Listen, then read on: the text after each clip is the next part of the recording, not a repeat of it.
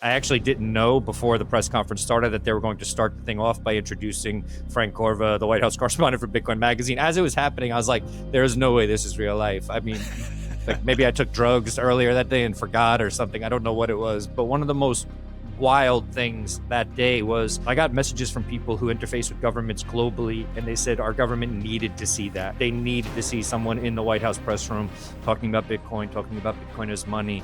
And this will have kind of a ripple effect. Hello, ladies and gentlemen. Welcome to the Bitcoin Magazine podcast. I'm your host, Brandon Green. This week's episode, we have the Frank Corva, former political correspondent at Bitcoin Magazine. He had our White House press pass. He did a phenomenal job. He's since moved on to take a breath, frankly, because he was in the eye of the storm for Bitcoin for the better half of this cycle. And but we've loved working with him, and we continue to have a great relationship with him, and we're really excited to see him kind of now take on new challenges. And we get into that a little bit. We get into a lot of the political conversation. It's not just your standard political conversation. It's much more, I think, meta, much more zoomed out, and very interesting. And then we talk about the human rights elements. We talk about kind of what drove Frank to Bitcoin in the first place, and letting him really tell the stories that move him and get him excited about Bitcoin. So it's a fantastic conversation. I really hope you enjoy it. And so without further ado, ladies and gentlemen, Frank Corva. Ladies and gentlemen, the Frank Corva, the independent content producer. He's working with Fetty now. He's covered the space in and out throughout the past, I don't know, is it 5 years, 6 years? How long have you been sort of focused on doing Bitcoin content? Yeah, I've been writing. I started a Substack 5 years ago. So yeah, I've been writing, and then working paid full-time gig for 4.5 years or so. Yeah. Awesome. Well, dude, welcome to, I guess, the other side of the camera of the Bitcoin Magazine podcast. How you doing, man? It's cool. No, it's cool to be here. I appreciate the invite. Excited to talk with you. I love what you guys are doing. So yeah, I'm quite honored. Yeah.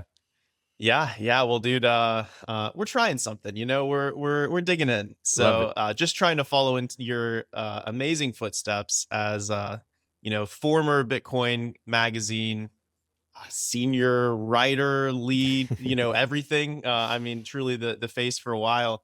I figured we could kind of kick off the conversation there to just recap, like, what was it like, especially in the past, let's say, year, call it since the beginning of 2025. Obviously, Trump gets into the White House. We pivot you hard into the political beat. Talk me through that whirlwind, and then sort of your time, especially in the White House. Any interesting tidbits or stories or anything like that?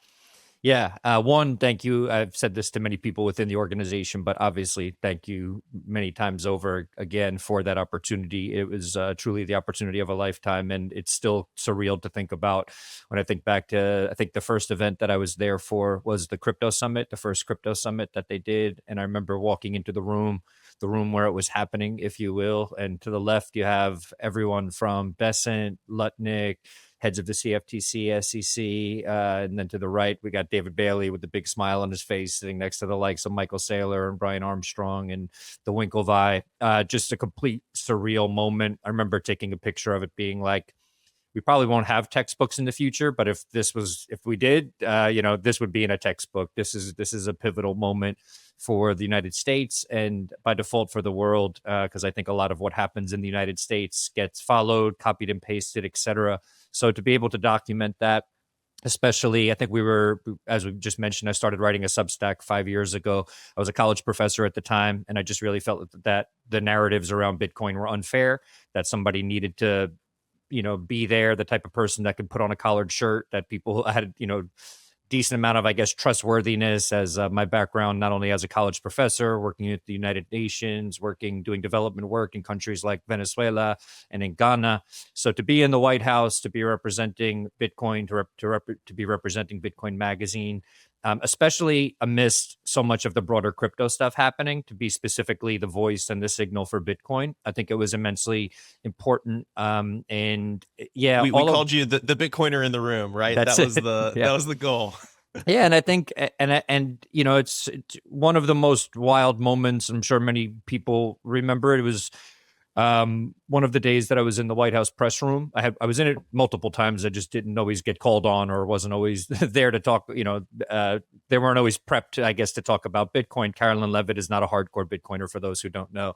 But did when they did Yet. say, you know, yeah, that's exactly right. That's right. But there were points, like there was Crypto Week. I think that was the week that the Genius Act got signed, and they called me and said, "Hey, could you come in? We have a new media seat in the press room tomorrow. We'd like to give you some space to ask some questions." Sure, sounds good.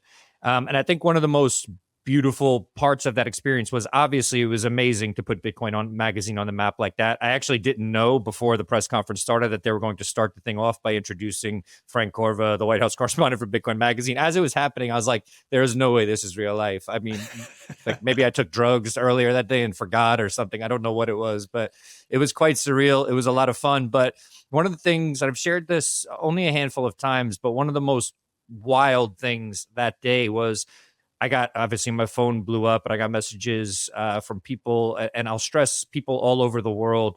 So I got messages from people who interface with governments globally, and they said our government needed to see that. They needed to see someone in the White House press room talking about Bitcoin as money. And this will have kind of a ripple effect. And I wasn't expecting that. I was honestly, I know that Trump, he can be, he tends to be polarizing. People love him or hate him. So I was expecting an equal amount of like, how dare you? And then thank you so much and all that kind of stuff. So I think it was a very unexpected reaction. And also just to see that most of the messages I got that day that were like super passionate were from Latin America, were from Africa, people saying like, we need, this just needs to be something that our government, that higher ups in our government see. So totally surreal, quite a moment. But any time that I was there, I believe that Bitcoin is one of the most incredible technologies ever created. I wouldn't have pivoted from being a college professor, someone who was studying to be a therapist, doing more sort of less taboo work, if you will. I know that Bitcoin is becoming more mainstream at this point, but it's still fairly taboo. Most people, when I talk about what I do, they're like, where did the old Frank go? It's like, well, you're looking at the new and improved Frank. You're looking at the Frank that's looking forward at a brighter future. So it was just very validating experience, in that it was like I told you so. It's like, and to all the people in my life that were like, what happened to you, blah blah blah. And again, some of those people, maybe they don't like the administration, this or that, but it did have this effect of like, I kind of get it, like it's bigger than this administration. It's that the United States, the land of the free, needs to embrace this technology. And we know that we're not going to see that come from China. We're not going to see that come from Russia. And we know that human rights activists and people in circular economies, Bitcoin circular economies, people who have been historically and traditionally cut off from the financial system, who haven't had the same opportunities, are relying on this technology. And we need the United States to be a proponent of it. So to be someone who is very clearly a proponent of it, which is sort of the, in journalism, I know you're supposed to be objective, but like if you write for Bitcoin Magazine, like there's a bias. It's not, I didn't just fall into a position at Bitcoin Magazine. So it was partially this work of trying to be a really good journalist, something I did have experience with. I was a journalist for many, many years in the music industry in the early 2000s into almost late 2000s. So I did have a bunch of experience writing, and I was a writing professor, but it sort of made me up my game. It's like, you're going to be in the White House now. And we know that this is a very tricky thing. Bitcoin, the idea of Bitcoin as money, even just as an asset, it's largely misunderstood. So much, I'm also in the same room as the mainstream media. They're looking at me. It's like that meme of like everyone at the board meeting and Big Bird is in the board meeting. It's like that was that was sometimes what it felt like. And so there was a lot of that, and it was I know it probably felt like that, but the reality is, and I mean, I got this from everyone who knew you, that having Frank Corva in the White House as the representing the Bitcoin voice, I mean, it was just perfect. It was perfect for that moment. And so, I'm sure on behalf of all Bitcoiners, I give you the applause for having served your time, having gone into the proverbial swamp, right? to champion Bitcoin, to put a spotlight on it. You did a phenomenal job. Thank you. And we still technically do have that press pass, and I think we've already used it maybe once Oh, cool. in the since you left. So Good. anytime that there's something cooking over there, which there will be, right? I mean, maybe this is where we want to kind of pivot the conversation a little bit. Is obviously one of the sort of narrative violations, we'll call it, of the pro crypto Trump administration so far has been the Samourai case, which is something that you also covered, pretty heavily. And I'm curious, like, how you see those, tensions or that juxtaposition of these two situations, and how you've navigated covering that as well yourself. Yeah, it's intense. I was at all of the pretrial hearings and even the days of the sentencing, so I got to know Keone and Bill, speaking with them before and after some of those hearings. And it's quite intense when you have that experience. Like, oh, I saw those guys, now they're both in jail. And so if there's one thing that whatever capital I have left in that, having done that position, and with the permission, of course, of you guys, I have reached out to the White House since to keep them sort of abreast of the situation with them. And I think the reality, and this was a tough lesson for me to learn, is that even politicians, I don't think they always like that they have to be, I don't say this with a negative connotation, but like political animals or politically thoughtful. It's just the way that things work in that world. So I think that when it comes to the Samourai case, I think it's great to see a petition go around, and I think it's great to see people raising their voices. But the reality is that Trump is going to have to spend a lot of political capital on pardoning Keone and Bill, because I think Sander Lutz from Decrypt was in the White House talking about this in December of last year. And it was when Trump said, hey, what do you think I should pardon him? What do you think? And we've talked about this off camera. It was just like, I wish I was there to field that question, because I would have answered it a bit differently than Sander did. No shade. Sander's a great guy. I spent a bunch of the times I was at the White House, I was there with him. He's a great reporter, and that was a tough position to be in. But I think what it is I think when that happened, Gavin Newsom put out some tweet saying, like, these are the sorts of people Trump wants to pardon. And so there's going to be this political capital spend on it. So my guess is that if it's going to happen, if there's going to be a pardon, it would probably happen closer to the midterms, especially if Trump feels that maybe the Bitcoin/crypto vote is starting to go away because maybe they didn't get what they wanted on some level. I don't know. I'm not sure, but I would say that there's going to need to essentially be a reason for it. Unfortunately, I don't know how Trump personally feels about Keone Rodriguez or William Lonergan Hill, and I know that the likes of Andrea McArdle from Libertarian, Angela McArdle, who was also instrumental in getting Ross pardoned. I know that she's brought this situation up, at least with members of the administration, and I know it's on their radar. I just think that political calculus is a thing, and I know that a lot of Bitcoiners don't like to hear this, but this is, maybe it's not how the world will work in the future, in a hyper Bitcoinized future, but it's how the world works right now. And we're very, very, very lucky. There's one thing I will say. We're extremely lucky not only to have the Angela McArdles of the world doing what they do, the David Baileys doing what he does, but the Bitcoin Policy Institute as well, which the Bitcoin Magazine team was instrumental in helping to, first fund and seed. And I think that David was just on Marty's podcast, David Zell, and he was saying, he's like, I don't know if people think what I do is fun. It's not fun. Like, it's really hard and it's very swampy and there's a lot of stuff you have to wade through. And I think that that's the biggest thing people need to realize. And I'll say that the same. I've had this conversation with Susie Ward and Freddie New of Bitcoin Policy UK. Susie's like, do people think I like doing this? Like, this is really hard stuff. Like, you're convincing people who hate this technology. And I'm not saying the Trump administration does, but oftentimes politicians who dislike it, if only because they don't understand it, or maybe they do understand it and they still really dislike it. It's a really uncomfortable position to be in.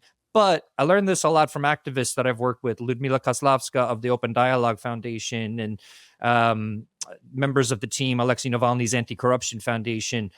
If you don't engage, you basically cede ground to people who don't understand the technology. So you have to engage to say, like, look, we want this thing to exist. We feel that it should exist. It's our constitutional right for it to exist. It's just that that won't necessarily be respected if people don't defend it. So there's a lot of people who have had to do very difficult things, including what David did. David, obviously, head of CEO of Nakamoto, formerly BTC Inc., David Bailey. It's really difficult to walk into these rooms, especially knowing that there's no Bitcoin marketing department that's funding David Bailey the same way that Solana has their team and Ethereum has their team and stuff. We're doing this because we really care about a neutral technology. A lot of us just fully believe in this. We're invested in it. We see the impact that it's had on the world, on people around the world. And because of that, we're willing to put ourselves into uncomfortable situations. Not a lot of us got into Bitcoin because we're like, oh, I want to get into politics also. Like, these two things usually, traditionally haven't gone hand in hand. So anyone who has made that move over has done so with this a little bit of reluctance and a little bit of like, okay, I have to sort of recalibrate and get ready to do something new because I do believe in this and how important it is. Well, you touched on something a second ago that I wanted to circle back on, which is, and obviously you're throwing darts on all of this, but that maybe Trump would consider the pardon closer to the midterms if the Bitcoin vote, he feels like he needs to shore it up or something, right? As someone who is very close to the whole situation, has been, do you think he's losing the Bitcoin vote? And, how would you grade sort of the Trump 2, his second term so far, as it relates to our industry? What's the letter grade? So I think the big thing that needs to be defined there is, what is our industry? So our meaning the broader crypto Bitcoin. Industry, the big, okay. Bitcoin. I think that it started off really good. I think we saw the executive order, the establishment of the strategic reserve by executive order. I think that we saw very important parts of, so the BRCA. The BRCA is the Blockchain Regulatory Certainty Act, and it's what would help protect against another situation like the Samourai situation or the Tornado Cash situation, where developers are being put on trial because they're being termed money transmitter businesses. I don't know how much Trump himself was involved with making sure that was put in, but someone in his administration got the message that it was important that this is put in. So I would say that that's a huge pro. I think that there's a little disappointment in terms of what has been passed, which is basically only the Genius Act, which is stable coins. And I know that Bitcoiners have very mixed feelings about stable coins. Some see them just as an extension of the old system. Some will go as far as saying they are just basically CBDCs, or maybe worse in some manners. And other people just say, okay, well, maybe their stable coins are an on-ramp to Bitcoin. So that's hard to tell. I think there's sort of a mixed reaction to what the Genius Act is and what it represents. But I think that basically from the sense I'm getting, clarity is going to need to pass with those protections for developers in it for, I think, the Bitcoin, but also broader crypto voter to feel that they got something really substantial out of these first 2 years, out of everything up to the midterms, essentially. We need this sort of thing hanging over the heads of developers to go away, that maybe they'll be on trial because of technology that they created, even though they're not touching funds. They're not money transmitters. We had 2019 FinCEN guidance say that. We had 2 members of FinCEN say that. Zach Shapiro from Bitcoin Policy Institute has done great work around this in bringing this to light. But the problem is that we have 2 developers that are in jail. Roman Storm from Tornado Cash is about to be retried, which is really, really disappointing. And the one thing I will say is that I wish we heard a little bit more from Todd Blanche. I have said this before, and right when I had gotten the press pass, it was around the time that the Blanche memo was issued. For those who are not familiar with the Blanche memo, it was a memo saying we are not going after developers anymore. We are not, and it said specifically, we're not going after crypto mixers. We'll go after the people who use this technology in illegal manners. Fantastic. I was really happy to hear that. The problem was that I emailed the DOJ almost every other day for like 2 months, just very politely saying, hey, I'd love to have a conversation about this. And we didn't hear back. So I think the biggest thing that needs to happen now is a certain amount of pressure to say, like, guys, we've seen you issue these statements. Statements are not law, though. We need to see this stuff actually get turned into law. Codified. Yeah. Exactly. Yeah. My vocabulary today is not my friend. Yeah. Codified into law. We're aligned though. Yeah, I'm picking up what you're putting down. Yeah. We need to see this stuff get codified into law. And I think the 2 things that really need to happen, if the two things that we would like to see happen that I think would make people going into midterms feel much better about these first 2 years of Trump 2.0 is the protection for developers, and then also something Trump himself mentioned in the press room, which was the de minimis exemption. And this is why I tried to clarify, like, are we talking crypto? Are we talking Bitcoin here? Because we know that the crypto lobby, the people from the broader crypto scene that have been on the Hill lobbying, and in some ways in very good ways, also have their incentive to make sure that maybe more people are using stable coins and not necessarily Bitcoin as money. But if before midterms we see Clarity Act pass with substantial protections for developers, that the act maintains that, because I know right now, from what I've heard behind the scenes, there's a lot of Democrats especially trying to get some of the language that protects developers out of the bill. We don't want to see that happen. And then if in some bill, some tax bill, if something gets proposed and passes that includes a de minimis exemption for Bitcoin, I would say that Trump would have a very recharged base from the Bitcoin world at that point. But I think it is largely going to depend on at least one of those things happening. Yeah, no, that makes total sense. I would just kind of add to that from my perspective, and take this as one man's perspective, right?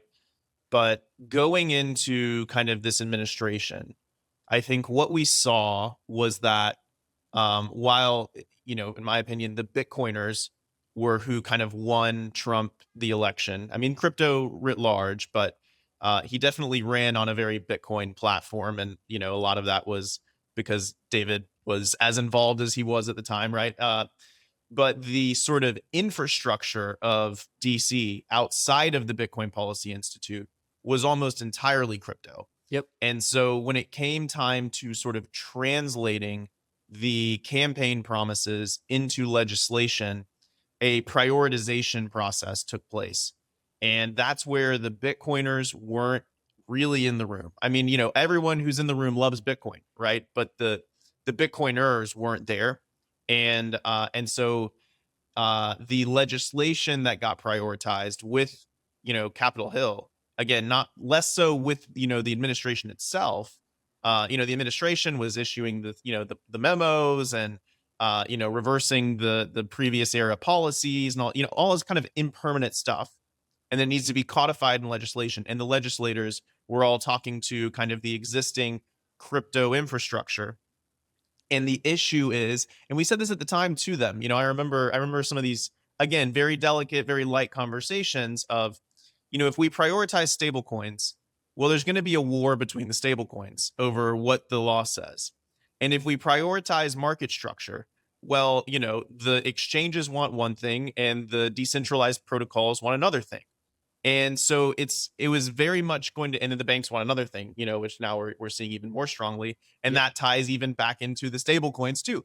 And so, it's like we prioritized in some ways the much more sort of Pyrrhic, difficult, challenging things to get through instead of the legislation that, maybe is less affecting specific companies, right? Because all these companies need this clarity, quote unquote, to operate in the US, which I understand, but it was going to be a much easier win in terms of getting the entire industry aligned, which is something like the Bitcoin Act, the de minimis, the protection for developers, the strategic reserve, like some of these things where there wasn't going to be this politicking that ended up going on with these other two bills. And yeah, I think that those other two bills created, to your point on Samourai a second ago, it created sort of political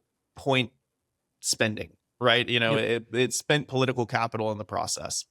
And so, no one has infinite political capital, even us. And it's going to be very interesting to see, to your point, how that balance, that meta balance behaves going into the midterms. Is there going to be a re-upping of political capital? Is there going to be a deprioritization of everything that we want to do because it's no one's on the same page, within our own industry? Like what's going to happen for the back half of this administration? It's something I'm paying close attention to, and I know you are too. So Yeah, any thoughts on that specifically, or? Yeah, I think what you were just laying out there, I think it provides a little bit of an overview or some insights into just how complicated this whole thing is. Like how much strategy and how much sort of like push and pull there was with what got prioritized and what didn't. And the thing is, Bitcoin Policy Institute was much later to DC than, let's say, Coin Center or Peter von Valkenburg, what he's doing. And I love Peter, and I know he's a hardcore Bitcoiner at heart. Um, and Coinbase, to their credit, they've sort of they've been in the center of the crossfire at this point over like what's getting prioritized and what's not. But they were there first too. They were there. I think Brian's been doing stuff for a long time, and a lot of it I agree with. So it's like it's been hard to come to the table and then to see the push and pull of like, well, we want this and we want this. But I think the one thing that most people can agree on, I thought most people would agree on de minimis Bitcoin exemption, but that apparently is not the case. But protection for developers, I hope most people can agree on that. My only thing with this, and I had a tweet, I tweeted a few weeks ago. It was around the time Marty Bent was saying something around Coinbase lobbying against the de minimis exemption. And I hadn't heard too much about that, but I did speak with very credible people who said, because essentially we almost had clarity across the line. It was like 2 months ago, I think. And then the issue over stablecoins came up. And then because of that, this is still the case. And I know that some people didn't like what I tweeted, but it's still the case that there is a potential that parts of, I think it's 18 U.S. Code 1960, which is the protection for protecting developers so that they're not classified as money transmitters, that is potentially part of the compromise in a reformed version of Clarity. I've heard from a bunch of people since that it's the powers that be can see that that's a very sensitive topic, and they're sort of backing away from trying to touch that. But there are certain Democrats who are still very actively saying that this is not something that we want to do. But I think, to your point, if people could see how complicated this process is, I think they would have a little bit more understanding and compassion for the people who are working hard to try to enact the sort of change that we need to enact to protect developers. Peter von Valkenburg had a great piece about like, people please don't become nihilistic, because I think on a certain level he's like, it's going to make my job harder. Like, I'm going to have to be in court more because we don't have clear laws. He's like, please don't become nihilistic. I just want to chill out a little more. Yeah. But I think that's also, one quick quip is, you're mentioning sort of some of the compromising is coming from the Democrats, which is unfortunate, Mm-hmm. and again, it's like a whole meta layer on all of the politics here is, it's in their interest to kind of create as many compromises in order to show that they're, giving as many points so that they can, gain as many points in the next thing they care about. Right. But, you contrast the fact that they're looking at sort of trying to slide the developer protections on the table as a thing. And then you look back to the Clinton administration, when in 94, his legislation that basically protected the internet developers, the internet companies, pretty good privacy fight. Is that PGP fight you're talking about? It's not the PGP fight. Well, maybe it was that wasn't involved, but it was the whole, I think it was a 94 thing where he enacted an internet law that protected the Googles from the world, for instance, of being in trouble if someone Googled, how to make a bomb. Right, that Google wouldn't be on the hook for someone having used their platform, and that was like the stalwart protection of the internet industry. It's what allowed the industry to develop in the United States, is that you were protected from these sorts of long arm of misuse coming back to hurt the developers, the creators themselves, and that was like that was a huge democratic win, like that. That was one of these defining wins of that era of democratic politics. Yep. And so, to see them now on the other side of the issue, to me, it just further highlights this drift, I guess, that's happened writ large. And it's very hard to sort of pin down where, the ideology of any of the U.S. political milieu nowadays starts and stops. It just feels very much like a kibosh, us versus them, and if they like it, then we hate it, kind of thing. Without a doubt. And actually, as you're saying that, one of the things I want to go back and re-answer part of a question you asked earlier, which is like, what do you think of Trump 2.0? I want to say that, one, I think when it comes to Bitcoin, I feel much safer being a Bitcoiner in the United States than I did under the Biden administration. And I say that because I remember when FTX happened, and I remember just thinking like, man, this administration hates this industry so much that I could imagine them just getting to a point where they're like, that's it. This is all illegal, blah, blah, blah, blah, blah. Like I was ready for that. And I don't feel that. I don't feel that that's coming. I don't feel that anxiety around that. This is someone who saves in Bitcoin. So it's like, okay, that's not there. And I think it's important to reiterate that because I think a lot of people forgot what things were like under the Biden administration, and we're not dealing with that. So that's really important. The thing with Democrats that's been heartbreaking to me, deeply heartbreaking, and I don't want to say all Democrats because I think the likes of Ro Richie Torres, a handful of other Democrats have been willing to listen and look at Bitcoin as a freedom tech, look at Bitcoin as something bigger than just something to be adopted in the United States, but a savings technology for people around the world who don't have access to bank accounts or financial services, money for those people as well. The thing with Democrats that really sort of breaks my heart is their unwillingness to listen to that, to the activists who use Bitcoin, what we see with the Human Rights Foundation, the people who they support that use Bitcoin. It really blows my mind. And I knew that on some level, everyone involved in politics, you're sort of like, you're playing for your team. I get it. But I thought that there was also a little bit of wiggle room in terms of like, okay, I'm willing to listen. I'm willing to maybe try to see this from a different perspective. And the fact that so many Democrats have been inflexible, and I'll shout out Wiley Nickel as well. He was a former congressman. He didn't run again in 2024, wow, 2 years ago already.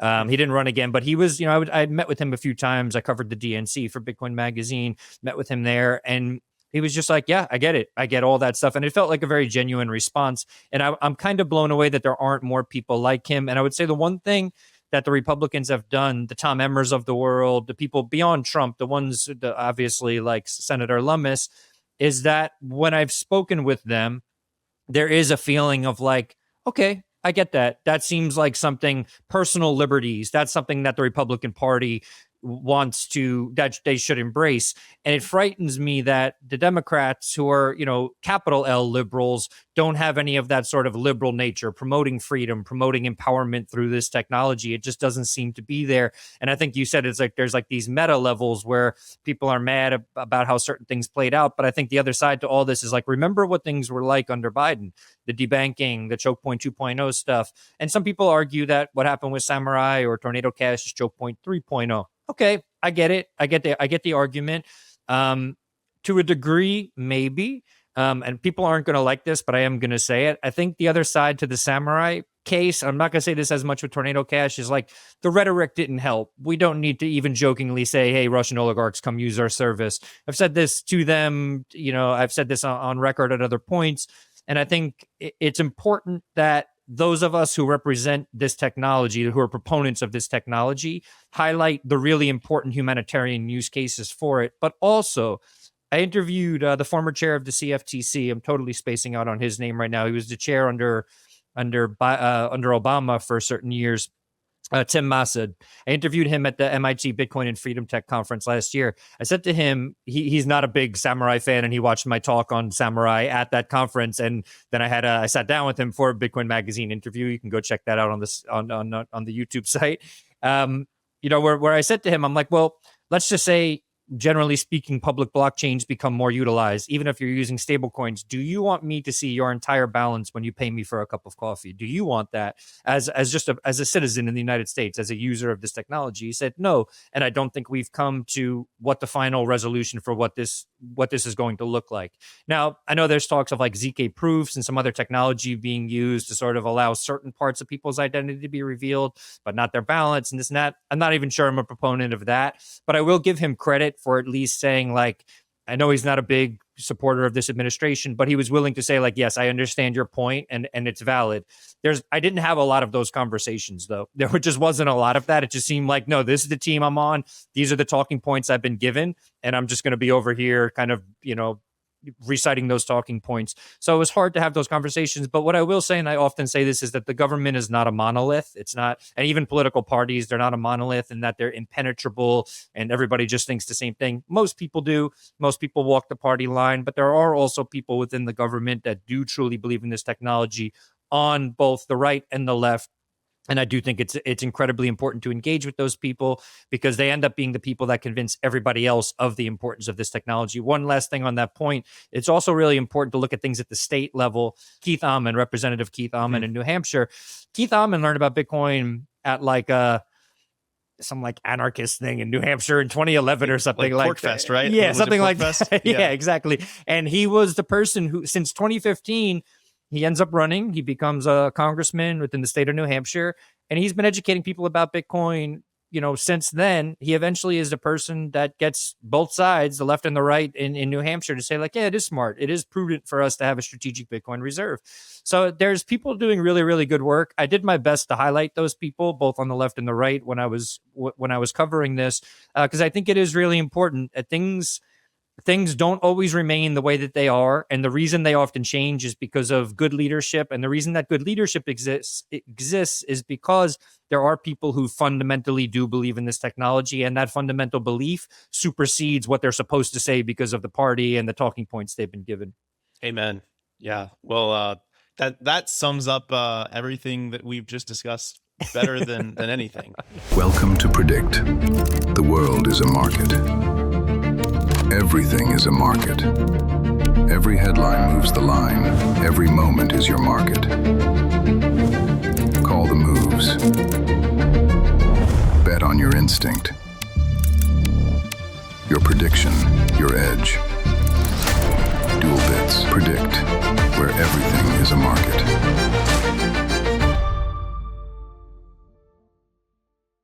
Bitcoin Magazine is more than ink on paper. It's printed proof of work, a tangible artifact of the revolution we're living through. Own a piece of Bitcoin's story. Subscribe to Bitcoin Magazine print today and keep history in your hands. Let's wash our hands now. Let's go. Let's let the nice light of Bitcoin, bathe us and cleanse us. That's it. And let's transition out of politics. And I'm very curious because, this is your passion. This is why you're in this space in the first place, is really highlighting the humanitarian use cases of Bitcoin. Oftentimes it's like we have to name like 15 different examples just in order to get across the idea that it is a thing. But I want to give you a moment to think through, and maybe it's your years you spent in Venezuela. Maybe it's a person who you met who particularly impacted you. But give me one story of a human rights activist or just a regular person using Bitcoin in their daily lives, so that our audience can just understand what it is that we talk about when we talk about this whole topic. 100%. Something came to mind right away. It was the moment that I decided to 100% fully devote myself to Bitcoin. I had already been working in the industry, but it was like a spiritual moment for me. I was interviewing a gentleman named Luthando Bambi. Luthando is basically like the head of community engagement for Bitcoin Akazi. For those who are not familiar with Bitcoin Akazi, it is a Bitcoin circular economy in South Africa, in a township in South Africa in Mossel Bay.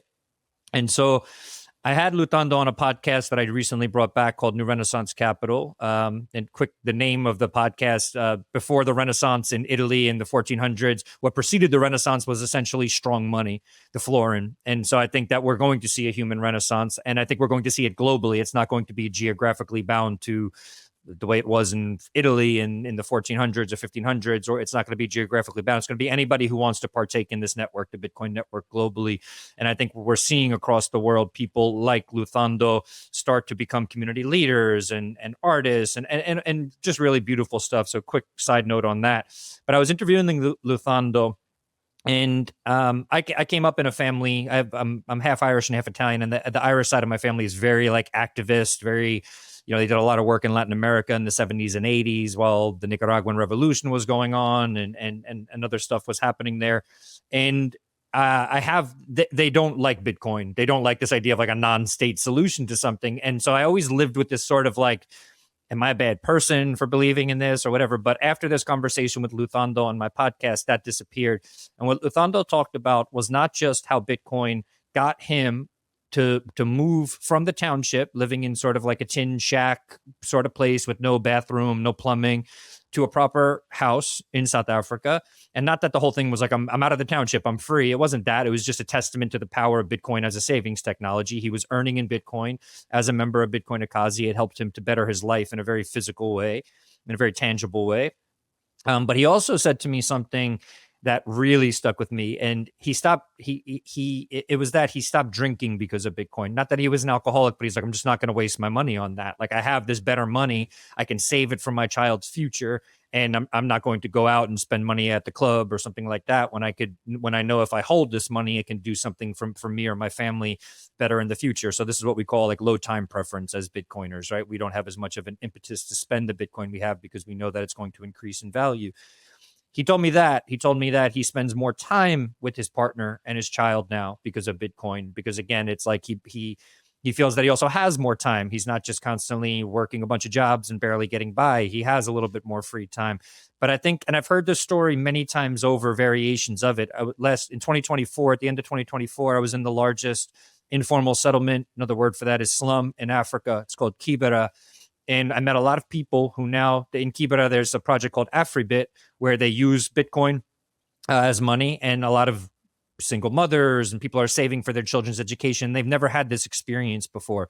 So I've seen Bitcoin as a catalyst, but the first time I felt that in my whole body was talking with Luthando. And I've since seen Luthando a bunch of times. It was an honor. It almost made me cry. We had Luthando on the live desk at Bitcoin Mena. He came to join me on the live desk. Now, this is someone who under apartheid never graduated high school, Black person relegated to a certain part of South Africa. You're over here. Because of Bitcoin, he's now flying around the world, speaking at conferences about the work he's done and is empowering his community.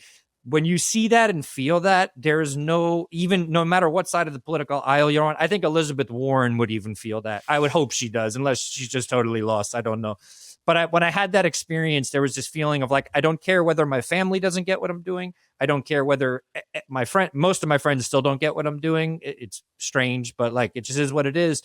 I don't care anymore. I'm done, because my goal is to have the world be 8 billion Luthandos, that we have people all over the world can actually pull themselves up by the bootstraps, that they have a shot if they want to not only hold some Bitcoin, but to make other changes in their life, to allow Bitcoin to be a catalyst in their life.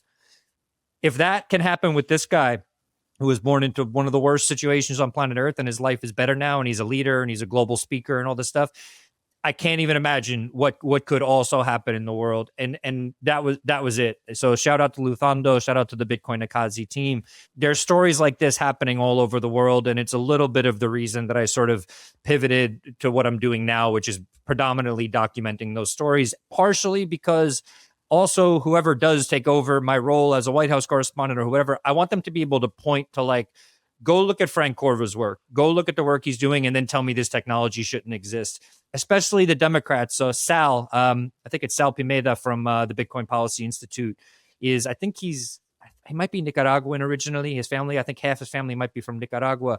But when he puts together reports for Democrats to read about the importance of Bitcoin, he cites my work in those reports frequently. The work that Gridless is doing with Bitcoin mining in Africa, the work that what's happening in circular economies, the work with activists. So on a certain level, I know that those stories are reaching people, and I really do believe in human beings. I don't believe most human beings are totally lost or totally political animals, even if they're sort of in the middle of the swamp, in the belly of the beast sort of thing. I do think that these stories can get through to people. I just don't think there's enough people out there telling them. I love what the Human Rights Foundation does.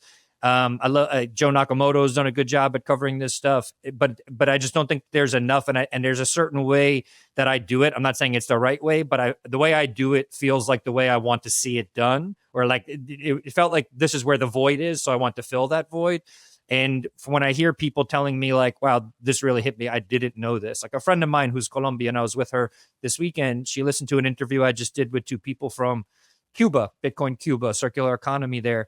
And she was just like, Bitcoin in Cuba, like, just had no idea. And I gave a talk in Colombia, unrelated things, this girl in that talk, but at a conference in January.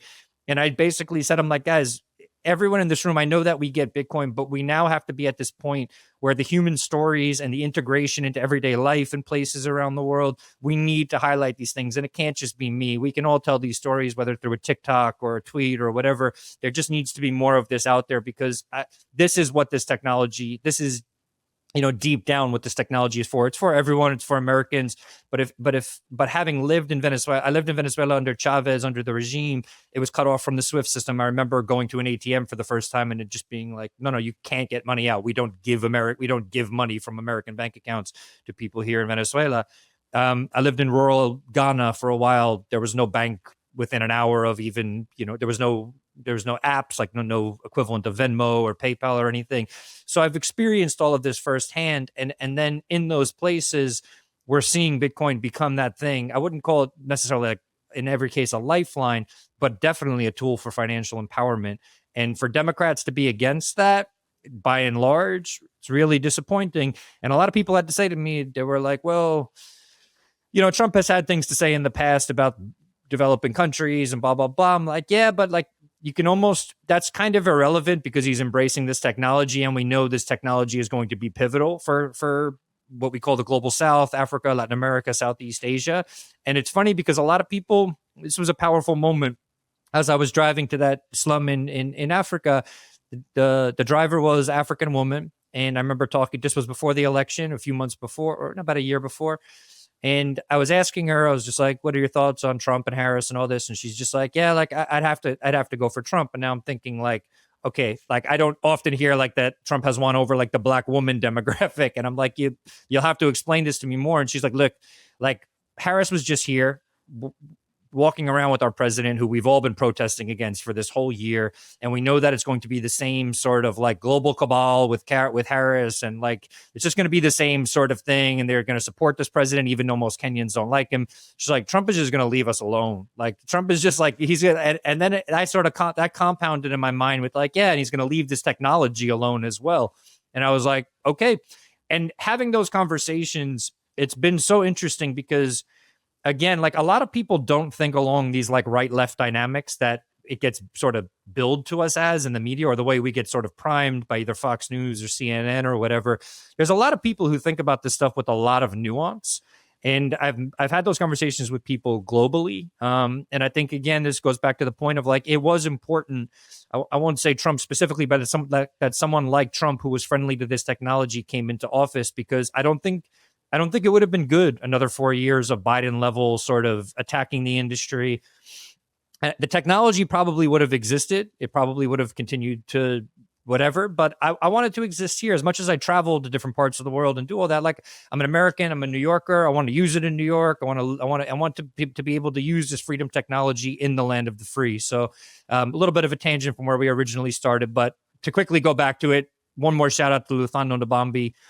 True leader in the Bitcoin Akazi community, and an inspiration for me. Changed my life dramatically, and I've told him that many times. I always give him a big hug and thank him for it whenever I see him. Well, Frank, it's a beautiful story. And I know that you get to listen to and learn about many, many stories like that. So it's truly amazing work that you do, and it's inspirational. It's inspirational, and even to your point, even on the tactical level, it really does. I mean, it just arms people with these examples where Bitcoin was the tool. It was the only tool. In the absence of Bitcoin, there would have been nothing. That's right.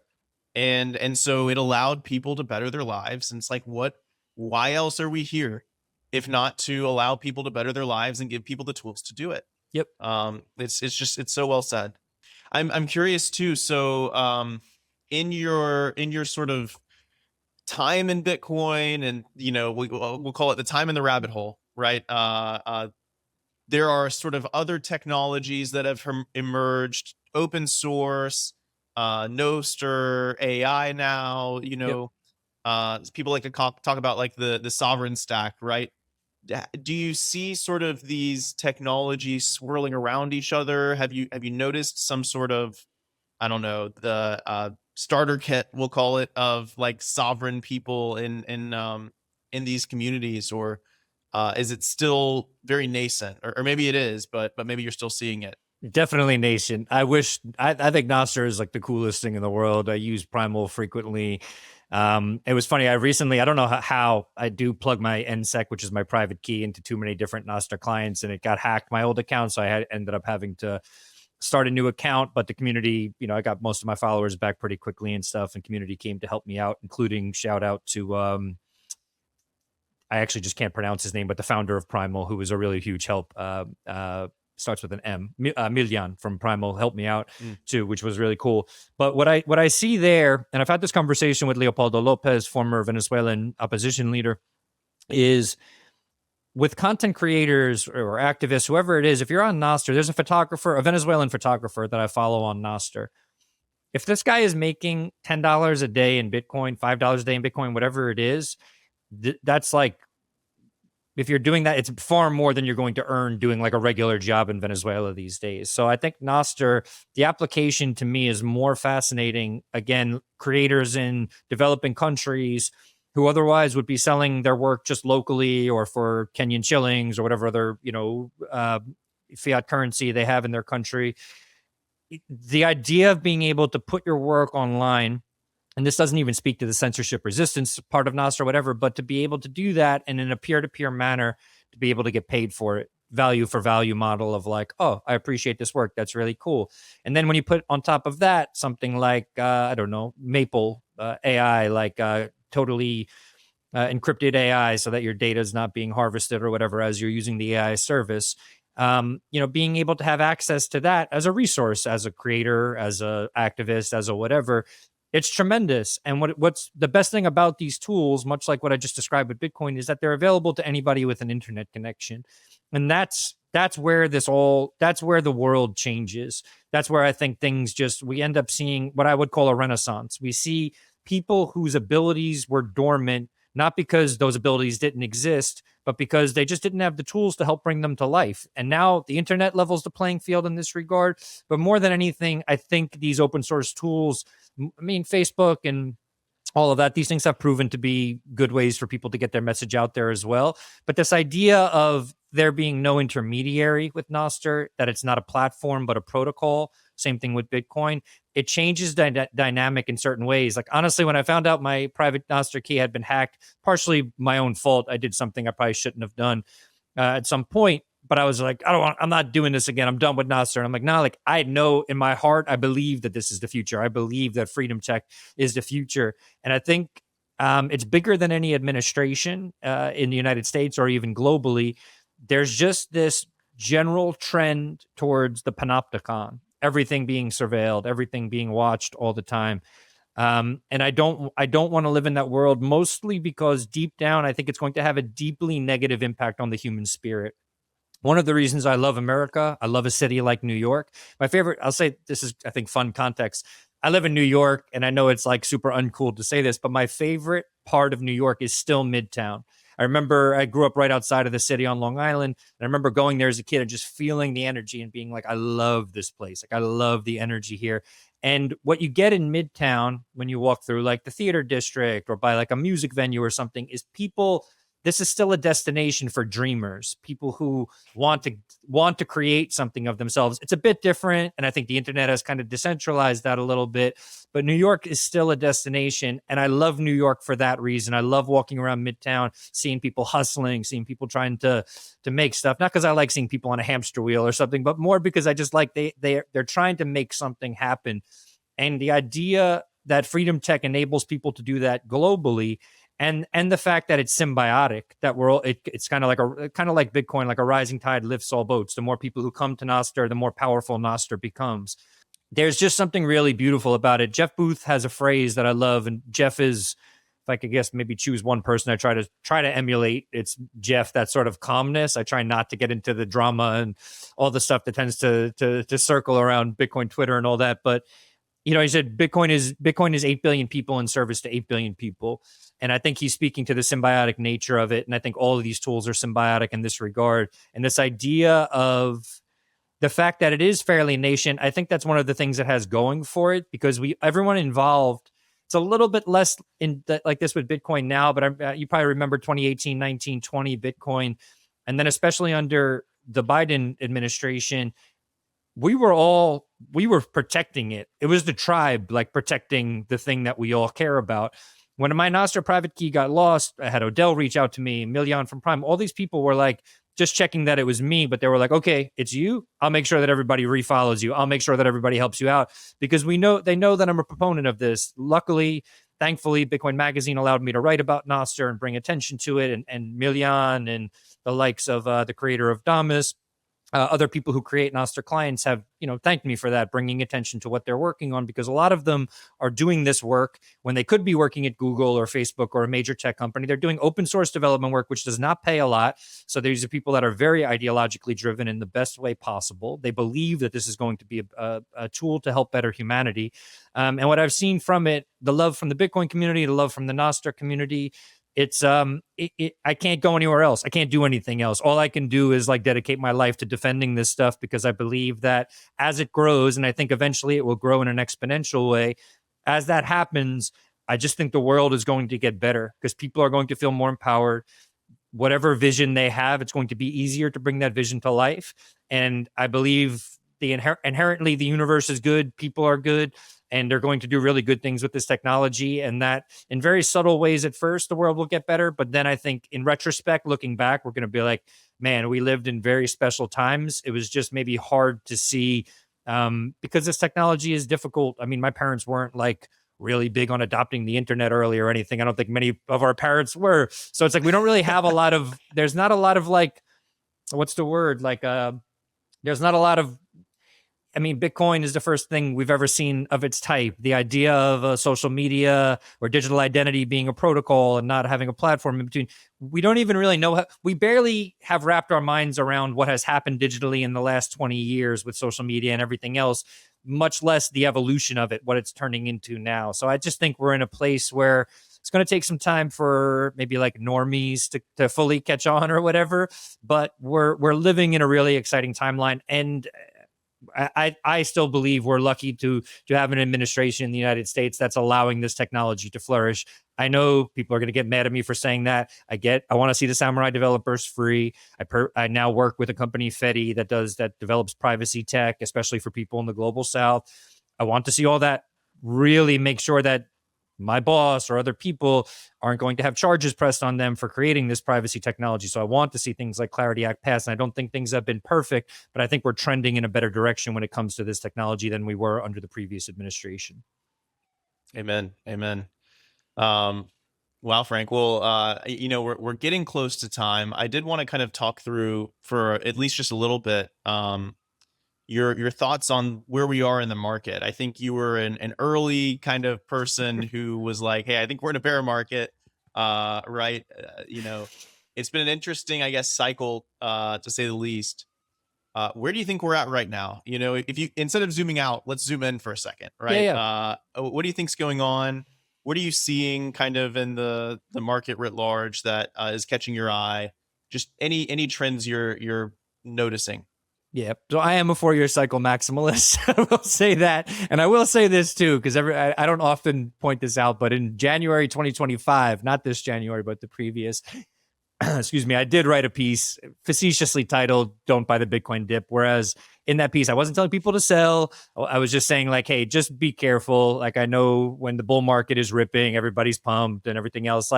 And I still write my newsletter that I started 5 years ago, and I'm always thinking about newbies. So in this thing, I'll just repeat what I say in my newsletter. I think it's a great time for dollar cost averaging. I think there's a very decent chance we could see a broader drawdown if, let's just say, things get worse with the Strait of Hormuz situation and we end up seeing some sort of financial repercussions because of that. We could see the market tank for a short period of time. But I think that we always, historically, we have seen the price of Bitcoin oftentimes come back down to the high of the previous cycle. So this whole Bitcoin hovering around 69,000, which was the high of the previous cycle, 2021, November 2021. It's not unprecedented, I think, to put it nicely. So I think we're just in a place now where it's important to just buy. I always say, like, I know money's tight for people. Get a Bitcoin rewards credit card. There's plenty of those out there. Fold just issued one. Gemini has one. use stuff like Fold and Lolly, buy gift cards and get Bitcoin back as rewards, do all that kind of stuff if things are kind of tight. But otherwise, dollar cost averaging, not really thinking too much about it. These are really, really good levels. I don't think we're in a place where we're going to see a V-shaped recovery and Bitcoin is at like 130 next month. I'm not a believer in that. I think that we're probably going to have to grind through this year the same way we did with 2022. I think what's good, and I think one of the things that I'm actually very happy about is that there was a lot of talk around the Bitcoin treasury companies, and they're like, these are the things that are going to blow up and blah, blah, blah. And I'm happy to see that that's not happening. And a lot of them are actually staying the course. There's plenty of people who are hardcore Bitcoiners involved in these companies. And even if they didn't think maybe the 4-year cycle was coming back, or we were going to have that every 4th year, we get this sort of down year. They have a longer term vision for what Bitcoin is. And so I'm happy that people are essentially staying the course. I'm also happy to see David fulfilling his promise with Nakamoto to fold BTC Inc. in, to have a cash flow business become a part of the business. So I think that what people need to do is exactly what the whole team at BTC Inc. is doing.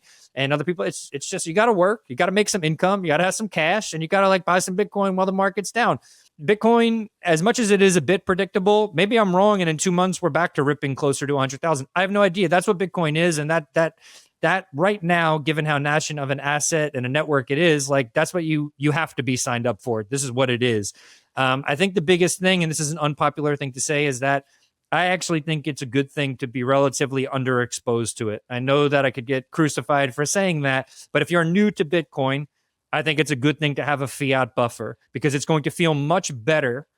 To just maintain exposure all the time. I would never tell people to sell their stack or try to play the market, but it feels really good. I've created a bit of a fiat buffer. And when I see stuff like yesterday, it drops to 64, 65, I'm buying Bitcoin. I'm buying a little bit extra that day or something.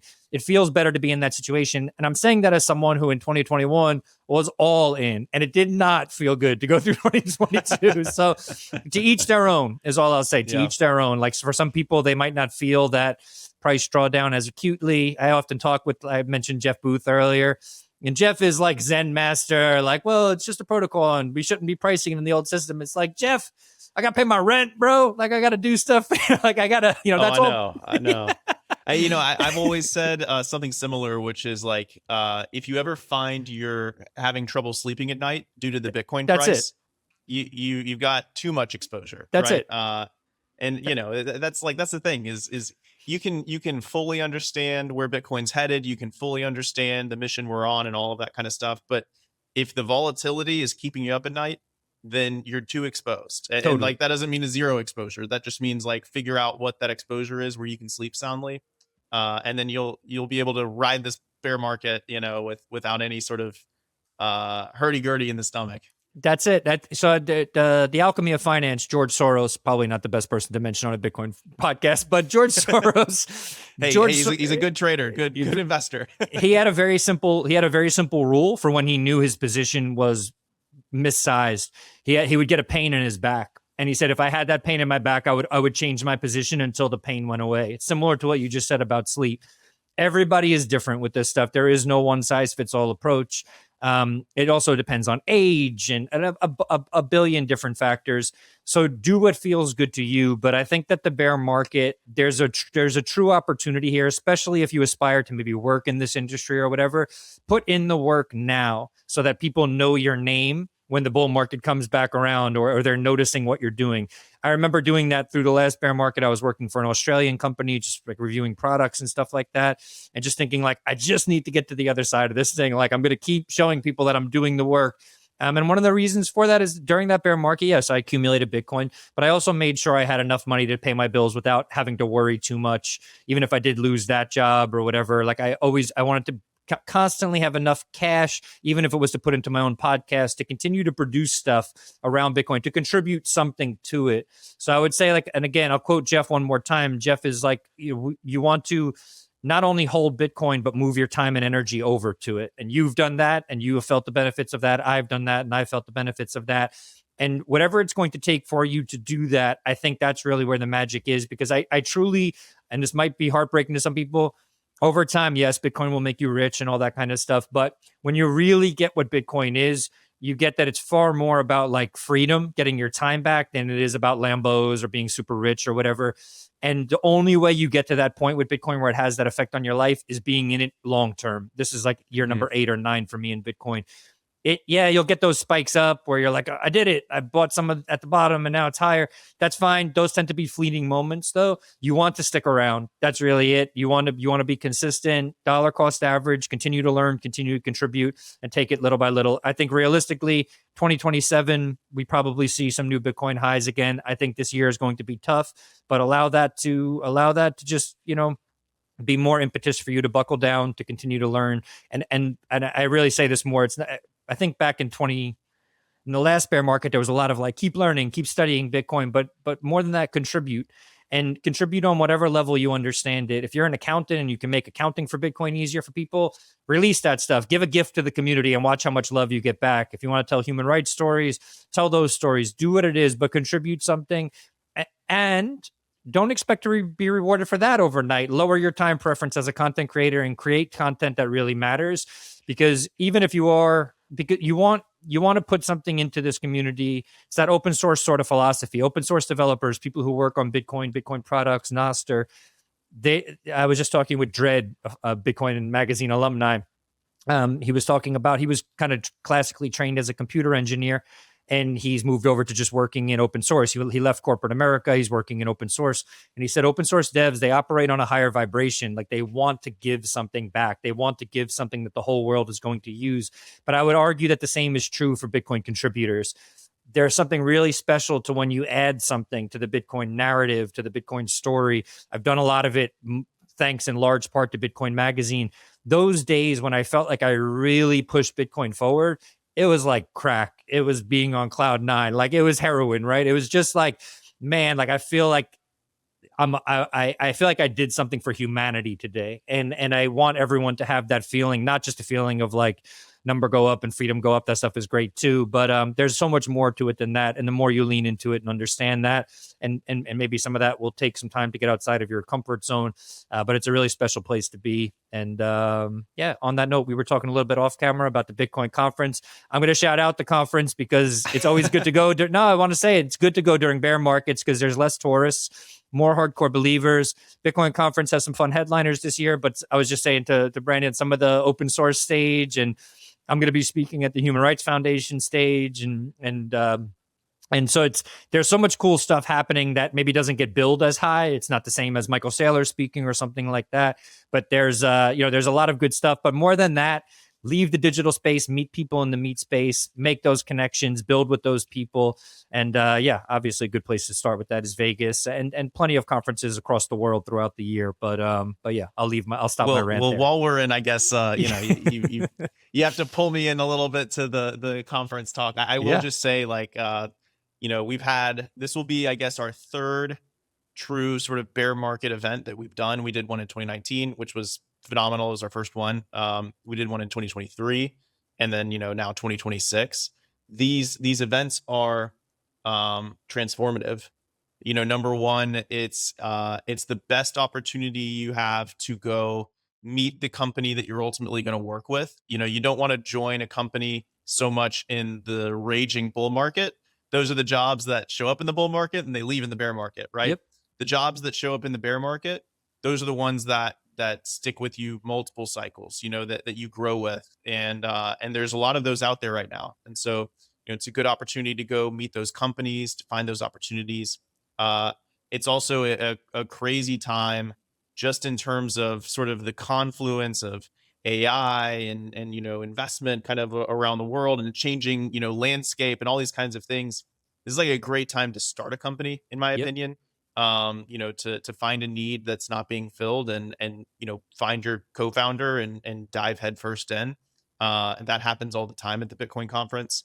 Probably one of my proudest things about the event is a solid handful. I'm not going to say most, but many of the Bitcoin companies in our industry were either founded at our conference or a early co-founder was recruited at our conference, or they were funded at our conference. They met with the investors. And so it's one of the legacies that I think the event leaves is that you can do that here. And I think that will especially be the case this year.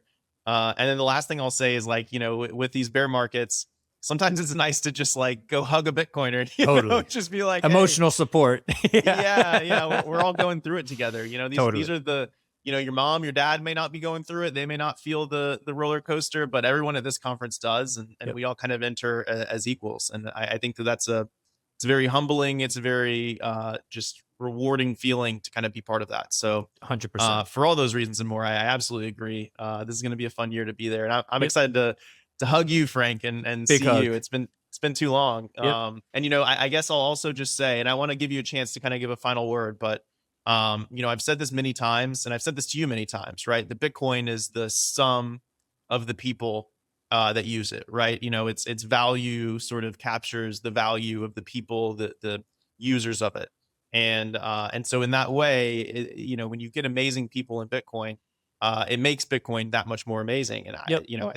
Frank Corva is one of those people. It just has to Thank be you. said. Like you do so much for our industry. You do so much for the narratives, for the just the camaraderie of it. You've done so much for BTC Inc. We love you. So, I always appreciate your time. Always appreciate being able to just to jam about Bitcoin with you, man. So Totally. thank you for spending the time with us. So I want to give you a Yeah. chance. Any last words before we hop? One, thank you. And that means a lot. And the feeling is mutual. I will never, I said this when I decided to move on and do things independently. I will always be a part of the Bitcoin Magazine, BTC Inc family and spirit. I love everybody there. And I'm very excited to see everybody in Vegas. I will never, ever, I think about the moments when I was at sort of the center of the things, the Bitcoiner in the room in the White House and all that stuff. It's for whatever else happens in my life at this point, it will be very difficult to top some of those days in terms of just like, okay, like this is an experience. So I know that you guys gave that to me, and I sincerely appreciate that. And obviously the invites onto the podcast here to talk.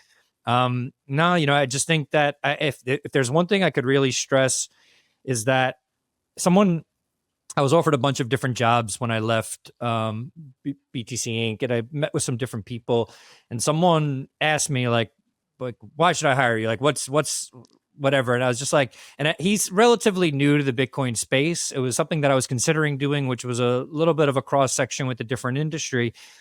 And I was just like, I went from writing a Substack to being in the White House press room in 4 years. You can't do that in any other space but Bitcoin, and working for Bitcoin Magazine. So it was this thing where it was just like, I just wish more people could see that what the potential of working in this space is. But I think also really coming at it with one last short story I'll say. I had this teacher in college who I became friends with afterwards, and he confided in me and said, like, you know what, like what I'm doing, like, I know a lot of people here love me and blah, blah, blah, but like, it's not really what I wanted to do. And I was like, oh, that's kind of interesting. And it wasn't that what he wanted to do was so different, but what it makes me think about is that when you get into this space, do the thing you really want to do. So for me, I know deep down, I want to tell the stories of what's happening in Latin America and Africa and all of this stuff. Doesn't mean I don't enjoy doing the stuff I did at the White House or being the business reporter for Bitcoin Magazine or this other work, but it just means that there was something. And I did a lot of this reporting for Bitcoin Magazine as well. I covered what was happening there as well.